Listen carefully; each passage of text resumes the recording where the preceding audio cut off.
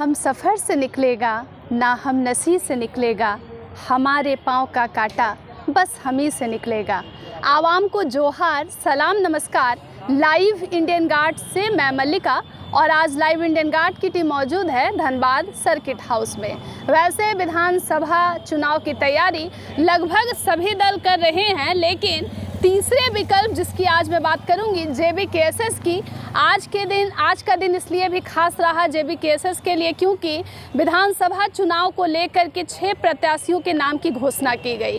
वैसे सभी बहुत एक्साइटेड हैं कि टाइगर जयराम महतो कहां से चुनाव लड़ने वाले हैं, लेकिन मेरे साथ फिलहाल मौजूद है केंद्रीय सचिव रूपेश मंडल जी। उनसे जानना चाहूँगी वो इस बार को लेकर कितने एक्साइटेड हैं और चुनाव पर उनकी क्या सोच है। पहले तो बहुत स्वागत है रूपेश जी।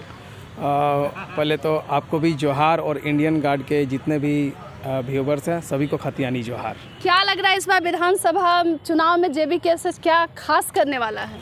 देखिए, JBKSS खास ही नहीं करने वाला है। तमाम पार्टी के लिए JBKSS एक सिरदर्द बन चुका है और हम लोग जिस प्रकार की टाइगर जयराम महतो के नेतृत्व में लोकसभा में जिस प्रकार की वोट मिला है, इससे साफ संदेश है कि हम लोग अपना पूर्ण बहुमत वाला सरकार बनाने की तरफ अग्रसर है। एक सवाल आपसे रहेगा, टाइगर जयराम महतो पर एक इल्ज़ाम लगता है कि वो अपने अलावा किसी बड़े चेहरे को सामने नहीं आने देते हैं, क्या लगता है आपको भी?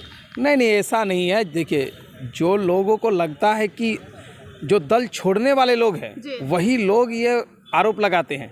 ऐसे तो टाइगर जयराम महतो के नेतृत्व में आप अगर जो भी छोड़े हैं, जो लोकसभा की भी चुनाव लड़े हैं, टाइगर जयराम महतो के नेतृत्व में चुनाव लड़े हैं। 1,58,000। आप संजय मेहता की अगर बात कीजिएगा, उन्होंने ये आरोप लगाया है। तो संजय मेहता 1,58,977 वोट लेके आए, लेकिन उससे पहले अगर संजय मेहता की वोट देखिएगा तो आई थिंक 700 या 900, उसे मतलब 1000 के नीचे ही वोट है। तो सोचिए, 1000 सीधा 1,58,000 में बदल गया तो आपको कैसे आगे नहीं आने नहीं दिया? आपको 1000 वोटर से बना के आपको 1,58,000 वोटर तक बना दिया, तो आपको आगे कैसे नहीं आने दिया? जनता फर्जी JBKSS से गुमराह नहीं होगी? नहीं, जनता, झारखंड की जनता समझदार हो चुकी है, तो फर्जी JBKSS से एकदम गुमराह नहीं होगी। और हम लोग की पार्टी भी रजिस्टर्ड हो गई है JLKM, और हम लोग सारे प्रत्याशी जो वो JLKM के बैनर तले चुनाव लड़े। रिजवान क्रांतिकारी जी को जानते हैं? हाँ, अच्छी तरह से जानते हैं। तो ये जो पार्टी में वो उनके ऊपर जो एक जांच कमेटी बनाई गई है, जो वसूली का मामला था, कैसे देखते हैं? उन पर यकीन है या नहीं पार्टी को? देखिए, पार्टी को उन पर यकीन है, लेकिन जांच कमेटी अभी तक क्या रिपोर्ट सौंपे नहीं सौंपे इसकी जानकारी हमें नहीं है। तो ये कब तक हो पाएगा पूरा प्रोसेस सर? आज भी तो टाइगर जयराम महतो कहे हैं कि बहुत हमारे प्रधान महासचिव फरजान खान जो बिजी शेड्यूल है, इसी कारण अभी तक वह इस मसले पे पूरी तरह से निर्णय नहीं ले पाए हैं। जैसे ही वो फ्री होंगे इस पर निर्णय लेके सबके सामने रखा जाएगा। लोगों का आपसे जुड़ा हुआ सवाल है कि रूपेश मंडल जी जो है युवा नेता हैं, चुनाव अगर लड़ते हैं तो पार्टी को इसका फायदा मिलेगा, क्या लगता है आपको?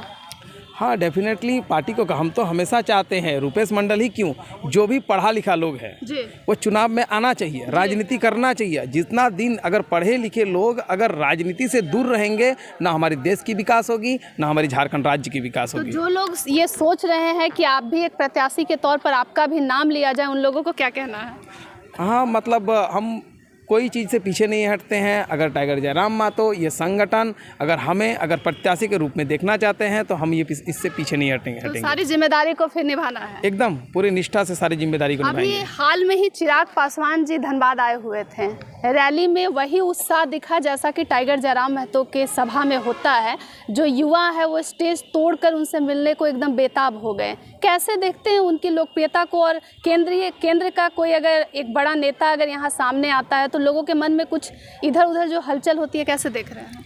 देखिए, आपको भी पता है कि जयराम महतो की भीड़ और बाकी राष्ट्रीय पार्टी होगी और क्षेत्रीय पार्टी, बाकी की भीड़ सब पैसे से मंगाया हुआ भीड़ रहता है। उन्होंने कहा कि मैं झारखंड प्रदेश का बेटा हूँ।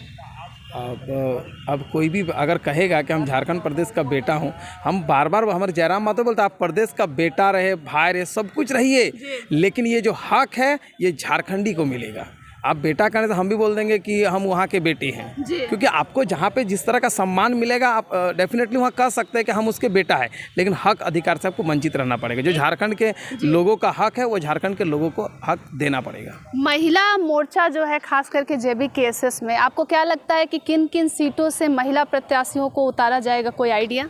नहीं नहीं, इस पर हम ज़्यादा बात नहीं कर सकते क्योंकि ये हमारे संसदीय बोर्ड ही इसका फैसला लेगी। हाँ, लेकिन महिलाओं की भागीदारी रहेगी। आज आप लोग के सामने ताज़ा ये है कि 6 सीट में 2 महिलाओं को दिया गया है। अन्य दलों के लोग जो JBKSS से जुड़ रहे हैं, कुछ लोगों की मंशा है या लालच है कि वो अगर यहाँ से चुनाव लड़ेंगे तो उन्हें भी एक सीट से चुनाव लड़वाया जाएगा, आपके पार्टी में उन्हें जगह मिलेगी। तो जो लालचवश जुड़ रहे हैं उनको क्या कहना है? देखिए, अन्य पार्टी से जो आए हैं उसको तो जब तक हमारे आंदोलनकारी जो हमारे लोग हैं वो लोग अगर एक्सेप्ट नहीं करेंगे तो हमारे केंद्रीय अध्यक्ष भी यही कहे हैं कि हमारे लोग जब तक उन्हें एक्सेप्ट नहीं करेंगे हम उन्हें कतई एक्सेप्ट नहीं करेंगे, क्योंकि हमारे संगठन को तोड़ के हम किसी बाहर के लोगों को नहीं लाना चाहते हैं। लीडर को देखकर फॉलोअर्स जो है वो सीख लेते हैं। टाइगर जयराम मैं तो बात पर आक्रामक हो जाते हैं और तेवर को देखकर लड़के खास करके इंस्पिरेशन उन्हें मानते हैं, तो वो भी वैसा ही चाहते हैं। उनको लगता है कि ये एटीट्यूड हम रखेंगे तो हम भी सोशल मीडिया सनसनी या स्टार बन जाएंगे। कैसे देखते हैं? नहीं, देखिए, सब कोई अगर चाहेंगे कि हम टाइगर जयराम मातो बन जाएंगे, वही एग्रेशन के साथ आएंगे, पॉसिबल नहीं है।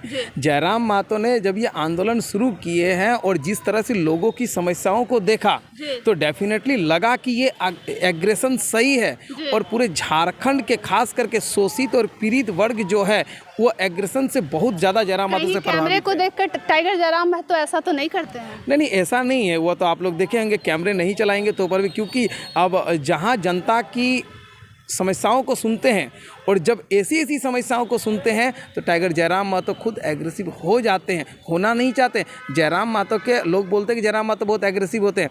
आप कोई भी वीडियो को देखिए जहां एग्रेसिव हुए उससे 5 मिनट पहले देखिए कितनी शालीनतापूर्ण बात करते हैं जयराम। आप लोगों के साथ शालीनता में रहते हैं, कभी कभी GM के सामने या कहीं उच्च पद के नेता है या किसी लीडर के सामने या किसी को देखकर अचानक से चार्ज हो जाते हैं? अचानक से चार्ज तभी होते हैं जब हमारे पीड़ित परिवारों को मतलब इस तरह से शोषित किया जाता है जिसकी कल्पना कोई कर नहीं सकता है, तो इसलिए उस समय एग्रेसिव होना भी लाजमी है। क्या लगता है कि विधानसभा को लेकर के पार्टी में भी क्या कमी सबसे ज़्यादा आपको नज़र आ रही है?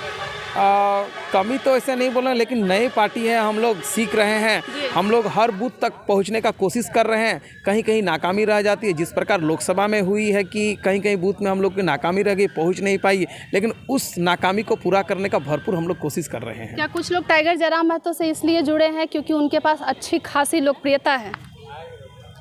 हाँ, ये मान सकते हैं कि लोकप्रियता है इसलिए जुड़ी है, लेकिन हमेशा टाइगर जयराम मातो जो आंदोलनकारी है उसको प्रेफरेंस ज़्यादा देंगे। LB सिंह, हरेंद्र सिंह का नाम सुने हैं? हाँ, नाम सुने हैं। क्या लग रहा है, क्योंकि इंस्टा हो या फेसबुक हो हर जगह स्पॉन्सर्ड किए जा रहे हैं, बहुत हेवी प्रचार किया जा रहा है, खर्च किया जा रहा है। धनबाद विधानसभा में उनको मतलब दावेदारी को लेकर के लोग कयास भी लगा रहे हैं, कैसे देखते हैं? कौन सी पार्टी से? BJP से।